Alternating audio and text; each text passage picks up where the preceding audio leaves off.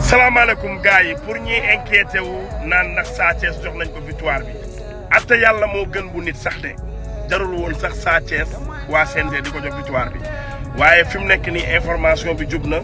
léegi nii waa CNG nee nañu jox nañu Sa Thiès victoire bi léegi mercredi ñoom dinañ dem jëli ji drapeau bi yóbbu ko ci ministre des sports Sa Thiès dem ministère des sports jëli drapeau bi foofu léegi li ngeen mën a jàpp mooy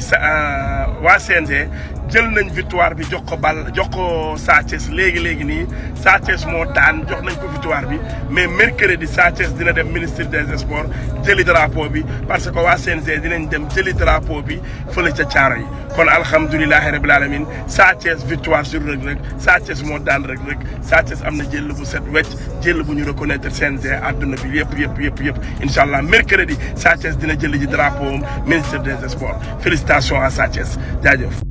salaamaaleykum gars yi pour ñuy inquiété wu naan ndax Sa Thiès jox nañ ko victoire bi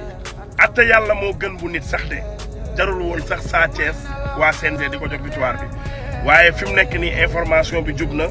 léegi nii waa CNG nee nañu jox nañu Sa Thiès victoire bi léegi mercredi ñoom dinañ dem jëli ji drapeau bi yóbbu ko ci ministre des sports Sa Thiès dem ministère des sports jëli drapeau bi foofu léegi li ngeen mën a jàpp mooy waa CNG jël nañ victoire bi jox ko Sa Thiès léegi nii Sa Thiès moo daan jox nañ ko victoire bi mais mercredi Sa Thiès dina dem ministre des sports jëli drapeau bi parce que waa CNG dinañ dem jëli drapeau bi fële ca caaro yi kon alhamdulilahi rabil alamin Sa Thiès victoire sur Reug Reug Sa Thiès moo daan Reug Reug Sa Thiès am na jël bu set wecc jël bu ñu reconnaître CNG àdduna bi yëpp incha allah mercredi Sa Thiès dina jëli ji drapeau ministre des sports félicitations à Sa Thiès jaajëf.